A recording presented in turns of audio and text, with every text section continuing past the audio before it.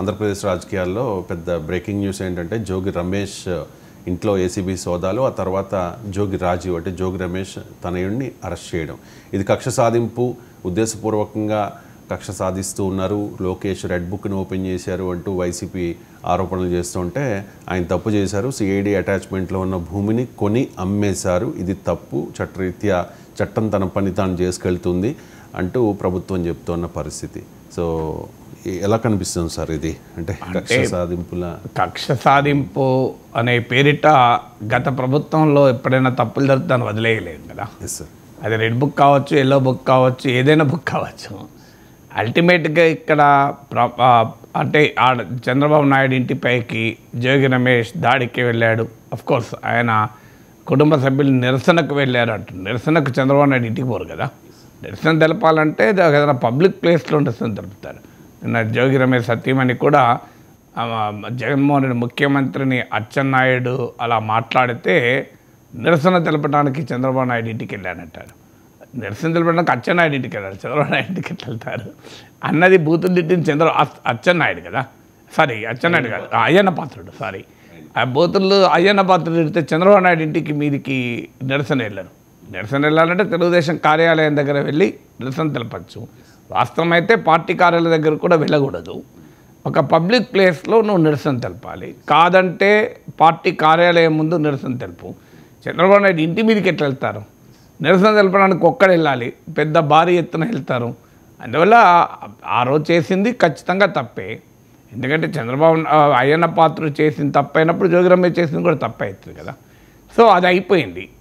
అది గుర్తుపెట్టుకొని ఇప్పుడు చంద్రబాబు నాయుడు ప్రభుత్వం కక్ష తీసుకుంటుంది అనేది ఆరోపణ. గుర్తుపెట్టుకుంటే పెట్టుకోవచ్చు. మనుషులు అన్నప్పుడు సహజంగానే తనకు అవమానించిన వాళ్ళపైన ఉంటుంది, ఉండదని అనను. సో అసెంబ్లీలో చంద్రబాబు నాయుడును అవమానించిన వల్లభనేని వంశీ, అసెంబ్లీ బయట చంద్రబాబు నాయుడు ఇంటికి పోయిన జోగి రమేష్లు తెలుగుదేశం ప్రభుత్వానికి నాయకత్వానికి ఫస్ట్ టార్గెట్ అయితే కావచ్చు. ఎందుకంటే హ్యూమన్ టెండెన్సీ, ఎవరైనా ఇప్పుడు వ్యక్తిగతంగా నన్ను అవమానిస్తే నేను ఊరుకుంటానా? కానీ అది చట్టం పరిధిలో ఉందా లేదా అన్నది కీలకం ఇక్కడ. సో ఆర్డర్లో ప్రియారిటీలో తనను పర్సనల్గా టార్గెట్ చేసిన వారిని ప్రియారిటీగా చంద్రబాబు నాయుడు తీసుకుంటే తీసుకోవచ్చు. తీసుకున్నాడని కూడా నేను అంటలేను. తీసుకున్నా కూడా అది చట్టబద్ధమైనప్పుడు మనం తప్పు పట్టలేము. అందువల్ల ఇక్కడ క్వశ్చన్ ఏంది, చంద్రబాబు నాయుడు ఇంటి మీదకి వెళ్ళినందుకే తీసుకున్నారా చర్య? అది కాదు ఇష్యూ. చంద్రబాబు నాయుడు ఇంటి మీదకి వెళ్ళినా వెళ్ళకపోయినా అల్టిమేట్గా క్రైటీరియా ఏంటి? అగ్రి గోల్డ్ భూముల్ని సర్వే నెంబర్లో మార్చి క్రయ విక్రయాలు జరిపారా? సిఐడి జప్తులో ఉన్న భూములు, నిషేధిత భూముల్ని చేశారా లేదా అన్నది ఇప్పుడు ఆ పాయింట్ అడగాలి. అంటే మేము చెయ్యలేదు, మా తప్పేమీ లేదు, కావాలంటే మేము నిరూపిస్తాం, కోర్టులోనైనా నిరూపిస్తాం, లేదా ఎవరి ముందైనా నిరూపిస్తాం అనే మాట అనకుండా అమెరికాలో చదువుకున్న నా బిడ్డను అన్యాయంగా అరెస్ట్ చేశారు అని సెంటిమెంట్ పండిస్తే లాభం లేదు కదా. తల్లిగా ఆవేదన అర్థం చేసుకోవచ్చు. డెఫినెట్గా ఒక బిడ్డ అరెస్ట్ అయినప్పుడు తల్లి పడే బాధ సహజం. అది ఎవరైనా చంద్రబాబు నాయుడు అరెస్ట్ అయినప్పుడు లోకేష్ బాధపడలేదా? సో దానికేమి మనం ఆ కుటుంబ సభ్యుల బాధను అర్థం చేసుకోవచ్చు. కానీ ఆ బాధ చట్టం కిందికి రాదు. చట్టం కిందికి వచ్చేది అగ్రి గోల్డ్కు సంబంధించిన భూముల్ని క్రయ విక్రయాలు జరిపారా లేదా, జరిపితే జోగి రమేష్ కుటుంబ సభ్యులు అందులో ఉన్నారా లేదా, ఇది తేల్చాలి కదా. ఇప్పుడు అది జగన్మోహన్ రెడ్డి అయినా, జోగి రమేష్ అయినా, జోగి రమేష్ సతీమణి అయినా, ఎవరైనా చట్టం పరిధిలోనే ఈ క్రయ విక్రయాలు జరిగాయా లేదా, ఆన్ గ్రౌండ్ అది ఎవరి భూమి, అది అగ్రి గోల్డ్ భూమా ఇంకెవరి భూమి అని. ఎందుకంటే అది అగ్రి గోల్డ్ భూమి అయి గనక జోగి రమేష్ పేరిట కుటుంబ సభ్యుల పేరిట రిజిస్ట్రేషన్ అయితే మరీ అన్యాయం. రెండు రకాల అన్యాయం. ఎందుకంటే ఒకటి అక్రమ లావాదేవీలవి. ఎందుకంటే చట్ట ప్రకారం ఆ భూములు కొనకూడదు, అమ్మకూడదు. అలాంటప్పుడు కొని అమ్మారన్నది ఆరోపణ. అదే నిజమైతే అది మొదలు చట్టం అంగీకరించని నిషేధిత భూముల్ని కొన్నందుకు అమ్మినందుకు కూడా అది నేరం. అందులో రెండవది అగ్రి గోల్డ్ భూములవి. ఎందుకంటే అగ్రి గోల్డ్ బాధితులు సామాన్య ప్రజలు, వేల సంఖ్యలో సామాన్య ప్రజలు ఉన్నారు. వారి సమస్యలు మామూలు సమస్యలు కాదు. నేను కూడా గతంలో మాట్లాడాను, నా దగ్గర కూడా వచ్చారు వాళ్ళు. పాపం సామాన్య ప్రజలు. సో అప్పుడు జగన్మోహన్ రెడ్డి ఎన్నికల సమయంలో ఇచ్చిన హామీ ఏంటి? తాము అధికారంలోకి రాగానే అగ్రి గోల్డ్ ఆస్తుల్ని స్వాధీనపరచుకొని వారికి మేము న్యాయం చేస్తామనేది హామీ.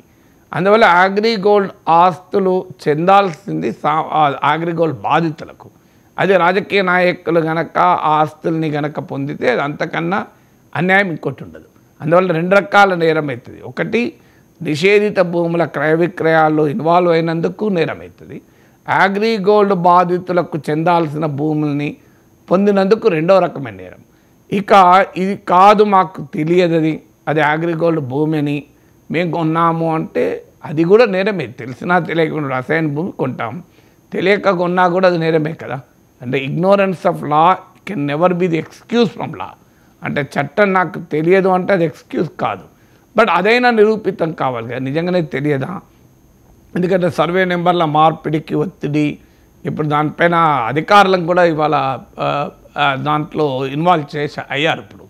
అందువల్ల జోగి రమేష్ పైన కక్ష సాధింపు, అన్యాయంగా అమెరికాలో ఉద్యోగం చేస్తున్న బిడ్డను అరెస్ట్ చేశారు. ఇలా పొలిటికల్ సెంటిమెంటు, ఫ్యామిలీ సెంటిమెంటు ప్రయోగిస్తే లాభం లేదు. లీగల్ సెంటిమెంట్ ఉండాలి. చట్టం ఏంటి చెప్తోంది? చట్టబద్ధమైన అమ్మకాల కొనుగోళ్ళ కాదా, దీనిపైన తేల్చాలి. సవాల్ చేయాల్సింది అక్కడ, కానీ అక్కడెక్కడ సవాల్ చేయడం లేదు. సవాల్ చేసింది కక్ష సాధింపు చేయకూడదు, చంద్రబాబు నాయుడు ఈ రకంగా వ్యవహరించకూడదు, అధికారం ఉందని, మీకే అధికారం శాశ్వతం కాదు. ఈ పొలిటికల్ స్టేట్మెంట్లు వస్తున్నాయి తప్ప అది అగ్రిగోల్డ్ భూమి కాదు. మేము కొన్నది ప్రైవేట్ భూమి, మేము అమ్మింది ప్రైవేట్ భూమి, మా క్రయ విక్రయాలు లావాదేవీలు చట్టబద్ధమే అని ఆర్గ్యూ చేయడం లేదు ఎక్కడా కూడా. అక్కడ నాలాంటి వాడికి అనుమానం వస్తుంది. నాకేమి ఆడ భూమి ఏదో నేను చూడలేదు, ఆడ భూమిపైకి వెళ్ళలేదు, ఆ డాక్యుమెంట్లు కూడా చూడలేదు. కానీ స్టేట్మెంట్లను బట్టి నేను చెప్పగలిగేది ఏంటంటే ద డిఫెన్స్ అనేది వీక్గా కనబడుతుంది.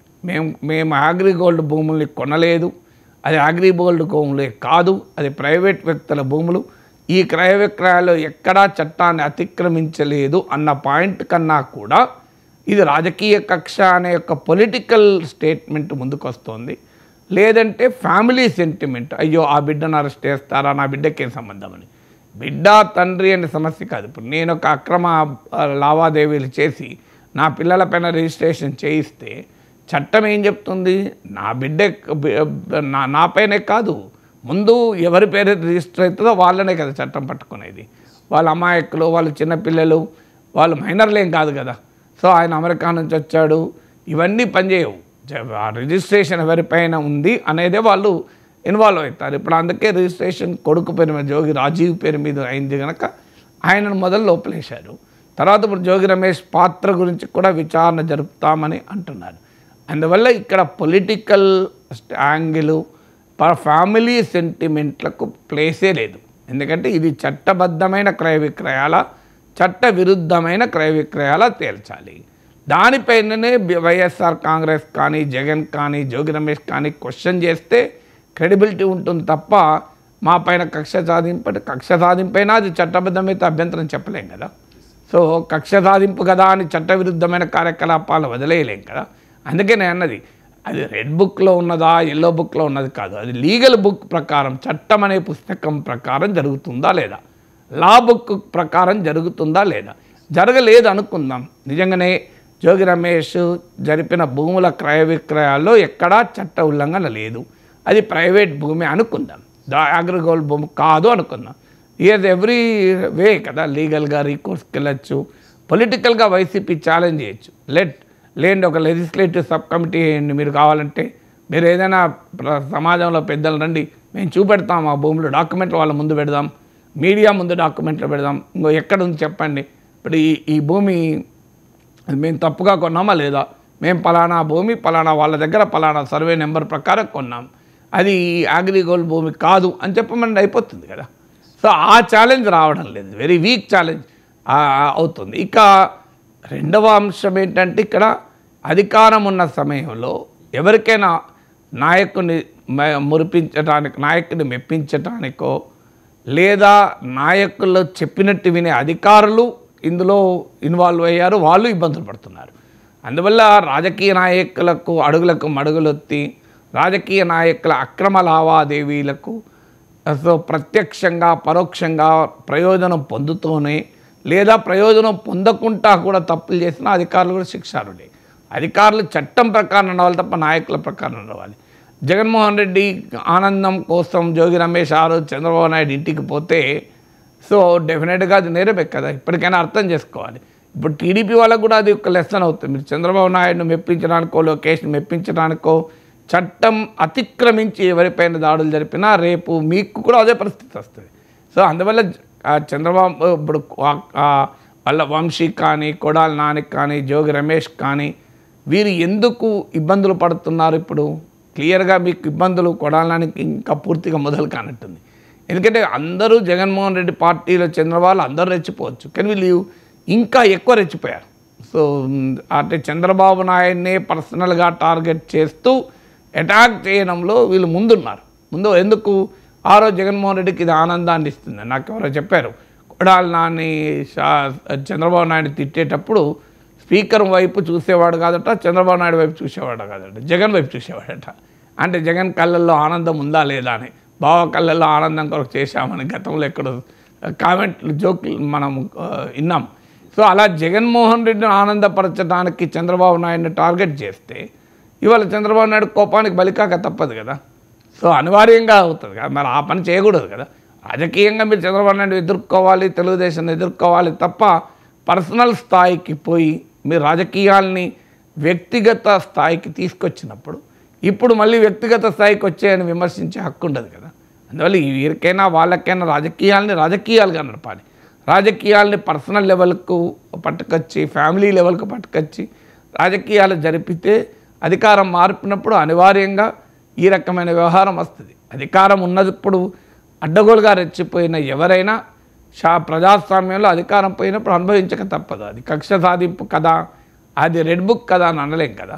సో ఏ బుక్ అయినా అనవసరం, లా బుక్ ప్రకారం జరిగిందా లేదా, లా బుక్ ప్రకారం జరిగితే మళ్ళంటే వాళ్ళని ఖచ్చితంగా సపోర్ట్ చేస్తాం.